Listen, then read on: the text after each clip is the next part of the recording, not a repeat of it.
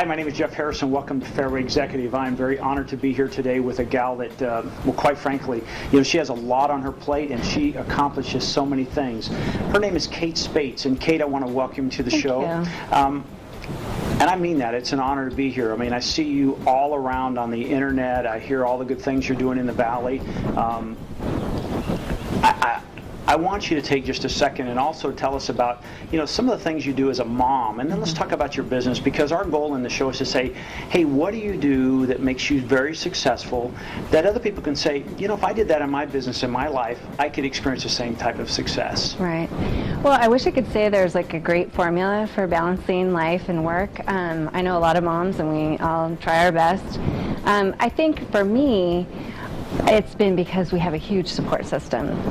My husband's folks live across the street from us. We have an excellent nanny and lots of aunties and uncles and people who love our girls. So I feel very secure in home life, and so it allows me to put some energy into work life. And work life energizes me too. I've been working since I was 13, so I don't even know what it's like to not be working, pretty much. Now, you spent a lot of time in the, or some time in the hospitality field.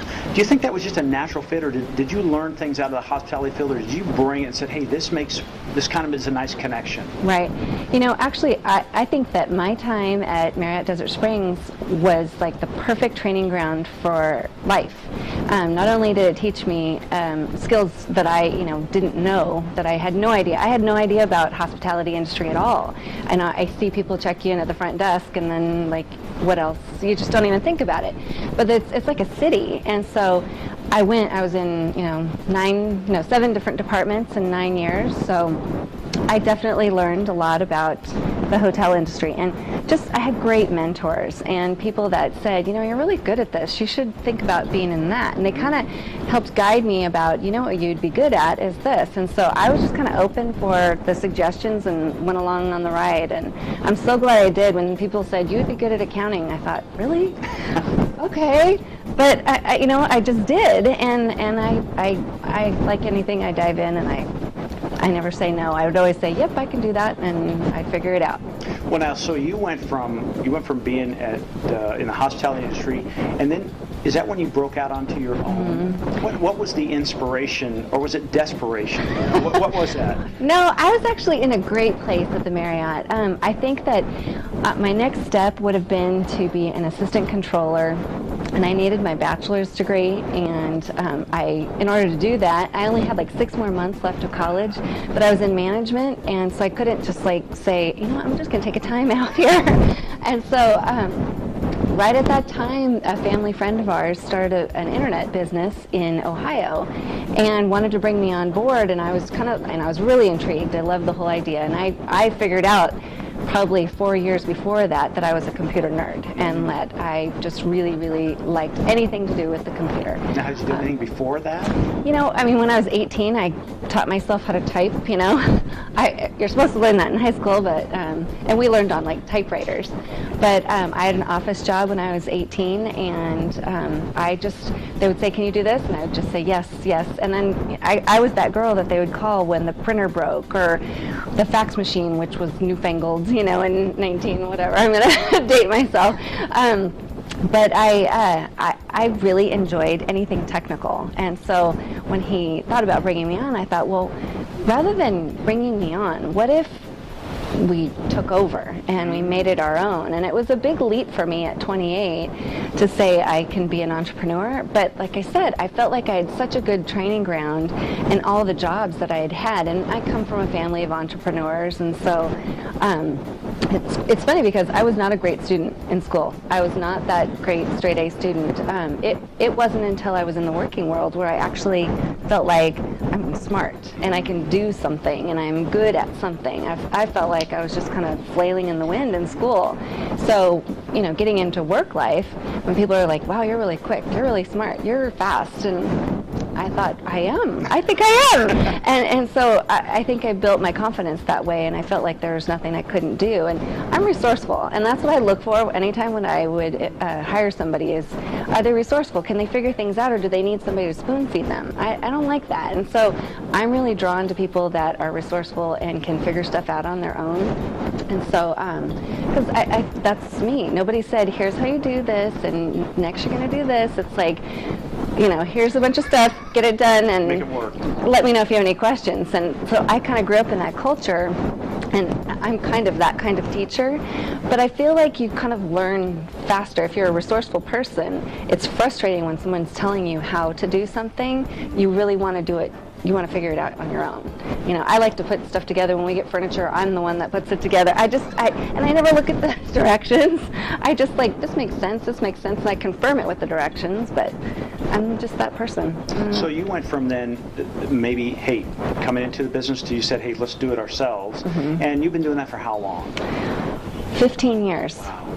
Yeah, and just this last November, my company merged with another, and we became it was basically the two largest web companies in the desert coming together. And we came together because we really solved each other's problems. I really like customer relations. I really like asking somebody what are their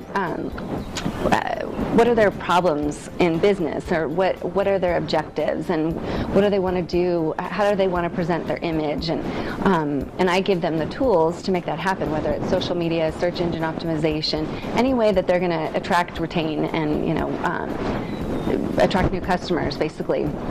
And I like to do that part, and Mike, my partner, loves to run the operation. And so, I'm in charge of business development, and he's in charge of making sure all of the operations run, and all the employees are happy, and the systems are working, and we really solve each other's problems. And it's a really good fit. We've been talking for years about how we solve each other's how great we would be if we came together, but I was kind of like, oh, I don't want a partner, I don't know.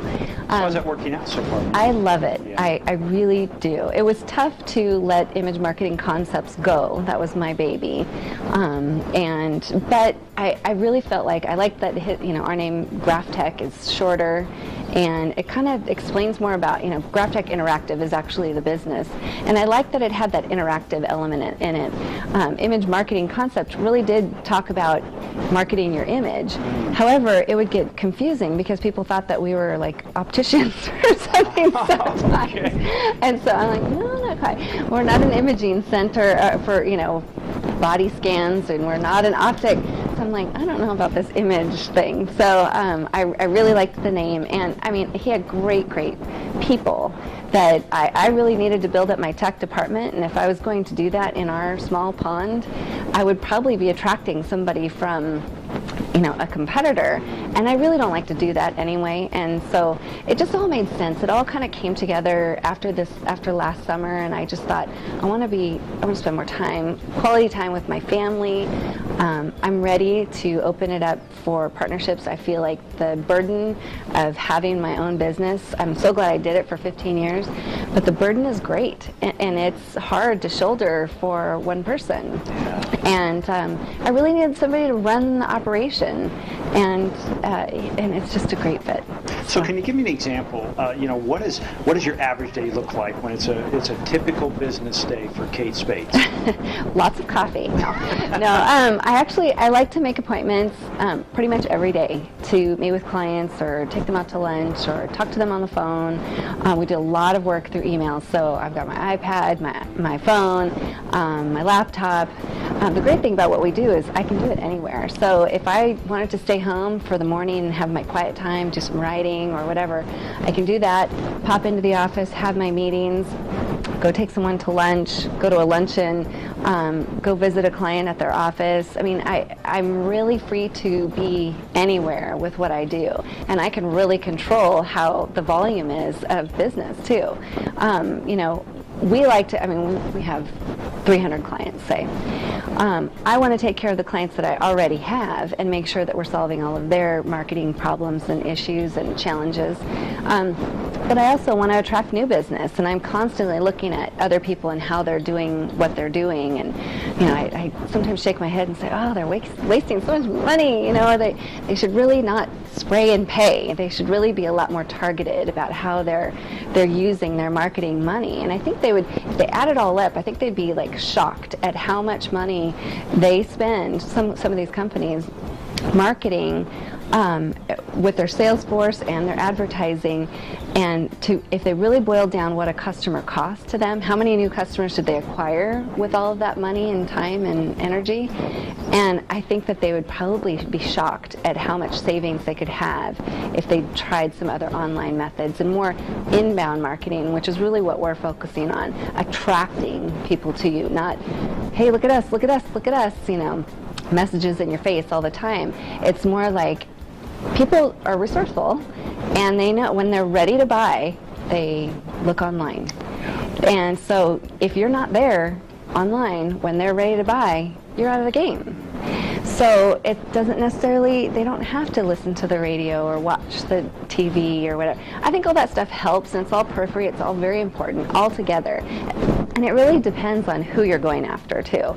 You have to really think about, who are your customers? What is their profile? What are they reading? What are they listening to?